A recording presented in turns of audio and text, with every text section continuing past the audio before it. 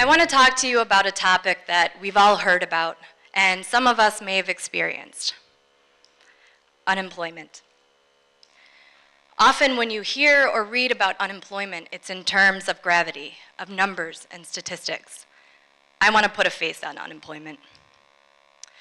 I've experienced unemployment in two forms now. One, where I didn't have a choice, and two, my most recent instance, where I left my job voluntarily.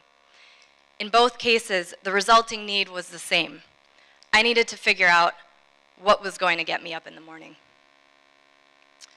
I was born and raised here in Flint. I attended K through 12 in Flint public schools, and I eventually came here to Kettering University to pursue my college education. I had a great gig lined up with GM as my co-op, and I intended on staying close to Flint following my graduation from Kettering. But my circumstances changed.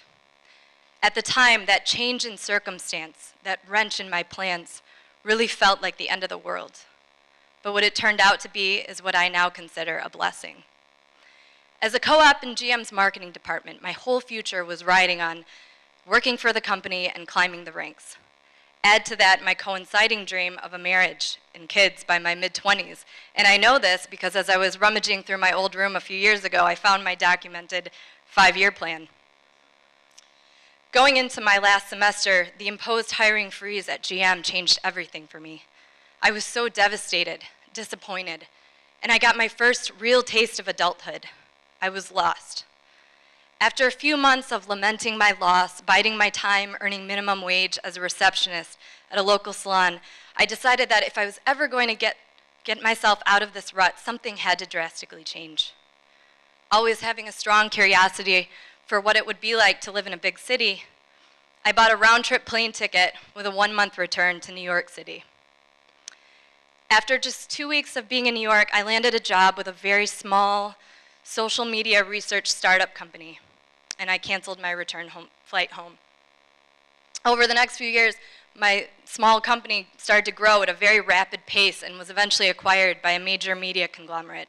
Before I knew it, I was getting a second promotion in my time at the company and moving to London, England, to help the company grow internationally. After about 1.5 years of living abroad and seeing the progress that had been made, I found myself getting restless. And I guess I was beginning to feel this restlessness while in New York, but I was optimistic about the move and my new beginning.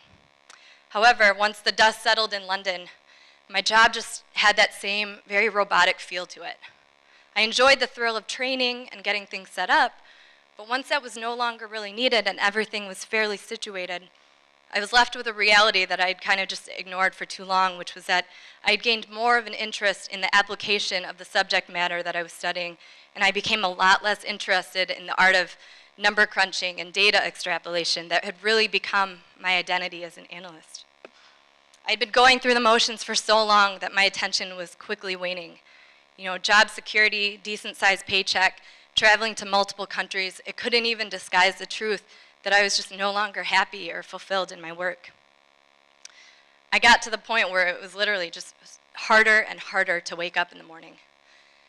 Now, the timing of this realization couldn't have been worse, as everyone around was in some way feeling the effects of the recession. But still, that gutting feeling of job dissatisfaction wasn't going away, and it was starting to have a very noticeable bearing on my demeanor. My sister put it best when she described the dynamic between my brother and my sister and me. She said, my brother is the natural leader, she's the more inhibited one, and I'm usually, the goofy third child putting my hands in the air saying, "Look at me, guys." But during that time, I was the grumpy one, and those closest to me had to constantly listen to this Debbie Downer self that had replaced my once very exuberant self. Deep down, I knew that the career path that I was headed down wasn't a good fit for me, but that and the recession didn't make it any easier on my decision to leave. Finally, after months of wrestling with this decision, I decided to go. Bad economy or otherwise, the amount of time and energy I was investing in my work was just far too significant to be spent on a job that I no longer had an affinity toward. For better or worse, I was prepared to take on a new adventure, a new challenge, a new experience. Now, what happened next is pretty predictable, and I knew it going in. It wasn't easy, and it still hasn't been easy making this period of voluntary unemployment work for me. The plan was that I was just going to downshift for a while and try and figure out what I wanted to do next. I took the first few months to just stop, kind of move home, and relish in the planning of my upcoming wedding. And I know it sounds ridiculous that someone would stop in a downturn economy to wedding plan, but honestly, it was such a triumphant time in our relationship, one that had really survived tumultuous years of long distance and sacrifice. I wanted to relish in the process and take it all in. You know, I didn't want to just make decisions on the fly, have the day get here, and have it all be over in the blink of an eye. I really wanted to enjoy that time with my fiance, because you only get to do it once. I also began to volunteer at 826 Michigan, a nonprofit organization dedicated to supporting students with their creative writing skills. It was something that I always wanted to do, but just could never find time in my schedule. And I enjoyed the interaction, and it was so refreshing to know that I was making a positive impact on these kids' lives. Lastly, and the one thing that really anchored me during this whole rough patch, I exercised like crazy. I relied on exercise not only to become fitter physically, but also for its empowering qualities. It helped me to feel a lot stronger, a lot more focused, and a lot more determined. I was running almost every day, and I became hooked to this ballet bar meets Pilates type exercise that targets your postural muscles, making them stronger and more flexible, because as an instructor once said, when you have a strong backbone in life, you can do anything. I became so intrigued by this whole concept of fitness that I approached the owner of a neighborhood boutique fitness studio in downtown Ann Arbor about managing some of their marketing so that I could be exposed to the business side of things. And eventually the strength I found in becoming more physically active, combined with my time working at the studio with all these very sharp, health-minded people, really sparked something inside of me. I could see why people would make full-time careers out of this whole area of health and wellness, the reward they felt by helping others. So I started to get excited thinking about the possibility of how I'd one day like to have a studio of my own, or perhaps link up with some kind of performance activewear brand that also shares these same values.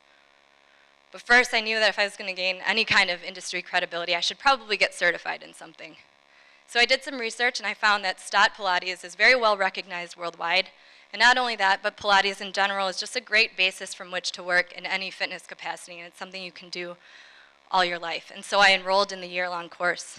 And luckily, after my first intensive 4-day weekend of studying things like anatomy, biomechanics, discussing the general benefits of Pilates exercise, my decision was reaffirmed. I was happy, and I wanted to be in this space. And in the future, I want to be a part of that movement that makes fitness and health and wellness a more prominent part of people's lives, particularly people like me who tend to be very stressed and anxiety filled. And so for the first time in months, I genuinely felt like I had something to get me up in the morning, something that I always had a natural inclination toward, something that accepts my free-spirited personality, something that positively impacts others, and something that will still require the use of my formal education as I navigate through the industry and hopefully one day go into business for myself. And so proof that I've always been this very active kid at heart, I found this photo of myself circa 1988 in my Get in Shape Girl outfit. So what I learned in these 2 phases I've experienced in my time off is that if I didn't keep my focus on what gets me up in the morning and what really makes me happy, I never would have found my way out of these slumps. Through my experience, I know how easy it can be to get caught up in how we'll be perceived if we change directions, or we'd rather take the quick and easy way out of things, or we shy away from pursuing something out of fear of whether or not, or of not being successful, or fear of what other people might think. But letting these feelings win are what keeps us from meeting our full potential. It's important, especially during times like these, to not ignore who we really are and what we value most. And sometimes in figuring that out, it requires a little bit of going outside of our comfort zones. You know, whether it's physical location, new position, taking on a new role. But the time we dedicate to our work is just such an investment. It really should be something that is rewarding to us and that we feel very passionate about. So if you find yourself like me in a period of time off, I encourage you to make some changes. I'm not promoting such drastic changes as the ones that I've made, but you know, I would encourage that occasional gut check. I want to give you a few examples of people I know who have really won out by pursuing what they loved. My brother, whose music is featured here today, has always had a passion for music. and winning over crowds as a DJ. He moved to New York with a bag of records and very little cash in hand. And he eventually became a music director at these companies in New York that were managing the music scene at some of the hottest venues in New York. And he continues to run a full network of New York City DJs for hire. And then there's my sister, who even with a law degree in hand, she worked these odd jobs and eventually she's now a lawyer at one of the most successful entertainment law firms in New York City. They both preached it to me so many times to go after what I'm passionate about. My priorities were more wrapped up in getting after that next promotion and getting more money.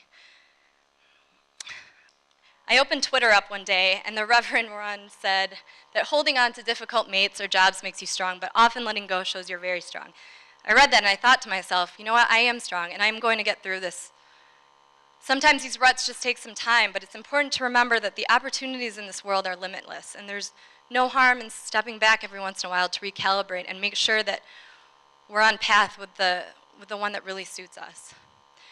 One event that happened in my life that really shaped my decision making happened when I was only 10 years old. And at that time, while the rest of my friends were outdoors and enjoying a carefree childhood, I was indoors with my family, watching my father, our hero, wither away from colon cancer. He died at the age of 51, leaving us all with such a painful imprint of how short life really is. When I think back on that time and when I remember my dad, it inspires me to go after those experiences and live a life that I can enjoy and that I can be proud of.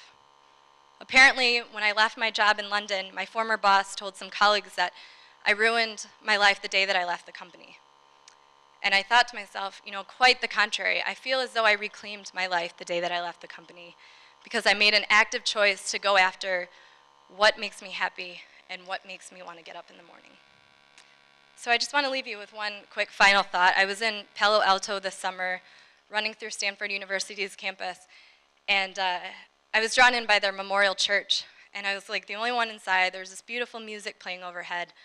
And I noticed that there were inscriptions along the wall. And so I began to read each one by one, until eventually I was just moved to tears, happy tears. Because here I was in the midst of this like quarter-life crisis, you know, uncharted territory in my life. And I was being confronted with these powerful messages that just spoke to me in my current situation. And there's one quote that really resonated with me, and I want to share it with you. And I want to encourage you to remember it also when you're faced with your own trying times. And that is, the instinct given to all of God's children to seek happiness is a proof that happiness is a reality and within the reach of all. Thank you very much.